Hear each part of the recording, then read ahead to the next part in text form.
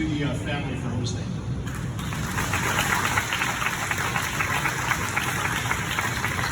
And with that, we're happy to answer your questions.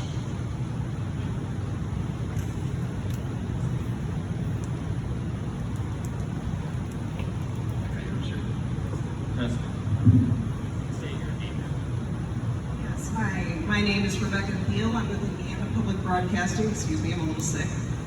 This question is actually for Governor Braun, if you had a minute. Obviously, there were a lot of electric vehicle battery plants that were planned for Indiana. Is there any concern that these battery plants would no longer want to come into the state or continue operating in the state with these changes? Thank you. I think it's a great example of where government got ahead of common sense and even the marketplace. I remember vividly, probably about 3 years ago, 5,400 light-duty truck dealers said, and car dealers, quit sending us EVs, we can't sell them. The time may be to where we need it, but when you try to mandate it through government, you create a host of issues. And you heard some of the stats when you're now looking at 99% fewer emissions compared to what it was years ago, and the fact that you got to take the global economy, politically and economically, into context. If businesses want to come here and they're doing it on sound decisions that make sense, we are the most inviting state in the country for a good business climate. If it's being dictated by bad policy through government from the very top down, it doesn't make sense. Economic growth and development sooner or later has to be based upon common sense, what the markets want, not what government and politicians may tell you that you need. And I'll just add a very important point about something Governor Braun just got at when he was referencing global. When the EPA in 2009 did the endangerment finding, it was unprecedented that Section 202 would be utilized in a way of looking at combating global climate change. In the past, because Section 202 does require EPA to regulate specified pollutants. And in the language, in the precedent, the way that the EPA followed Section 202, the analysis was always on local and regional impacts. This was the first time, again, many had mental leaps because they couldn't just say carbon dioxide endangers human health and welfare. They couldn't say it. That's why they mixed it with all the other well-mixed gases, including some not emitted from mobile sources. That's why they enjoy a direct link from that to endangering human health and welfare, and instead they had to try to connect it to climate change. And that's why they had to connect it to fighting global climate change, because the numbers didn't add up when you just look at local and regional. There's so much about this that was unprecedented, filled with mental leaps included in the plain text or the precedent of the EPA. Next question. State your name and outlook. Hi, Hannah Adamson, Fox United CBS 4 News here in Indy. Although emissions have gone down, they are trending downward. The American Lung Association still lists the Indianapolis metro area as 11th worst for year-round particle pollution. Where does that balance lie between dereg and bettering that number, and how long will the public comment period last? The public comment period will last for 45 days. The proposed rule is signed today. The process was that it was going through an interagency process. We had sent a proposed rule a few weeks back to the Office of Management and Budget, the LIRA. The interagency process was taking place. We're going to go into the public comment period. It'll be 45 days. The rule will be finalized after the public comment period. And your question also gets to the heart of my last point just before you asked it. EPA, following the practice that they always had and interpreting Section 202 strictly, would have never reached the endangerment finding to then regulate the heck out of greenhouse gas emissions for light, medium, and heavy-duty trucks if that's what they were looking at. Even back then, even the Obama EPA in 2009 did not have the science at that moment where they couldn't rely on that for that finding. That's why they had to try this outside the box, many mental leaps, including trying to fight global climate change. And the other thing that I'll add too is while emissions have been down over the course of the last couple decades here in the United States, you have other nations, I heard China was referenced here, there are other nations that continue to increase emissions, and all of us strangulating our own economy, regulating the heck out of American families and American industries, and cutting off sources of baseload power, and finding new ways to put trillions of dollars of new handcuffs around the American family.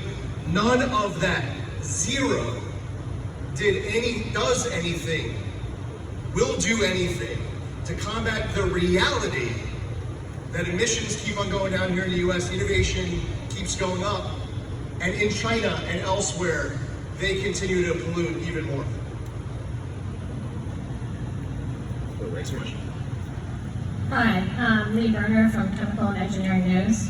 My question is about this Department of Energy report that Chris Walsh said was released today. I haven't seen it yet. But you mentioned that it went through an internal peer review. Did it go, what did that entail? And is it going to go through an external peer review? And also, is this being used instead of the National Climate Assessment? Yes, so the internal review was scientists at the DOE Department of Science and from our national labs. It was brief. We wanted to get this document out there. Absolutely, now it'll be open for comment from scientists around the world or anyone else that wants to comment about it. What we really want to do is bring climate science into the same realm we treated all science in the past, which is critical thinking, challenging, basing things on data and facts. And if your model doesn't match the data, you can't hide the data, you gotta fix your model. We want to end the cancel culture, Orwellian future reality we've been in, where climate change is just not treated as a serious science, it's treated as a political force to silence and shame people. That's just not what science is about. And I think an important understanding of climate change is just so important for people.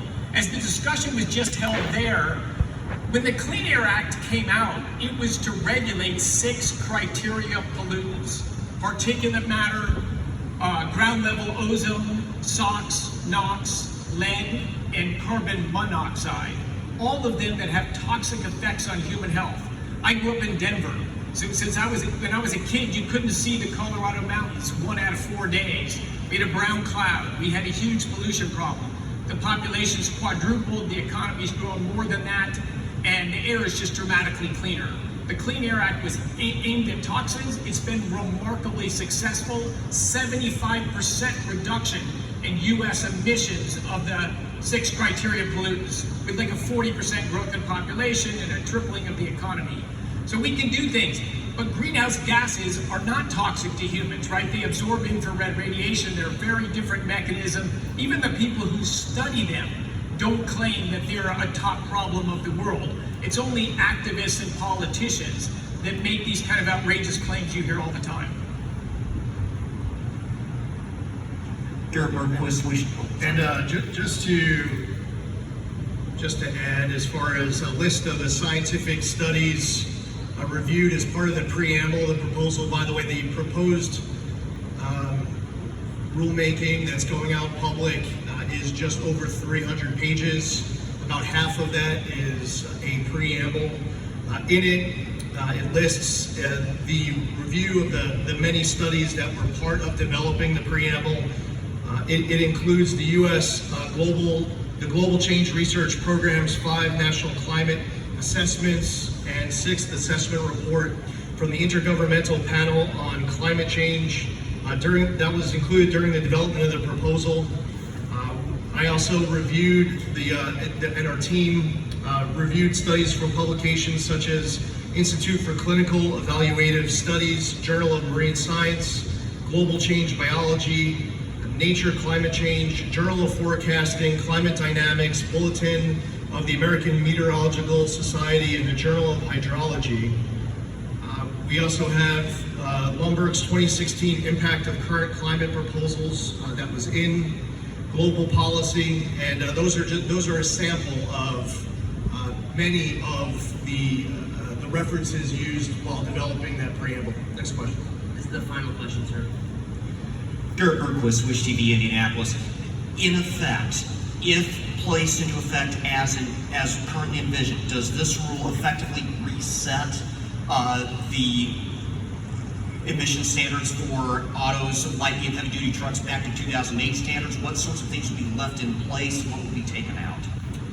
As it relates to greenhouse gas emission standards on light duty, medium duty, and heavy duty, it doesn't reset anything.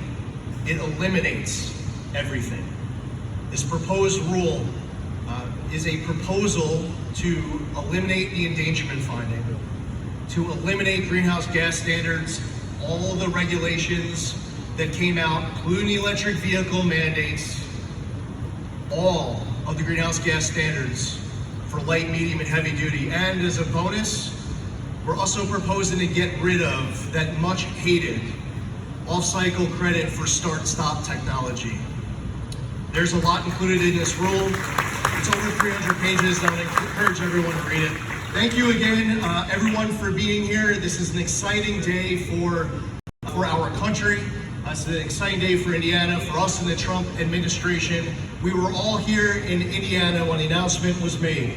The proposal for what would, if finalized, amount to the largest deregulatory action in the history of the United States. Thank you all for being here.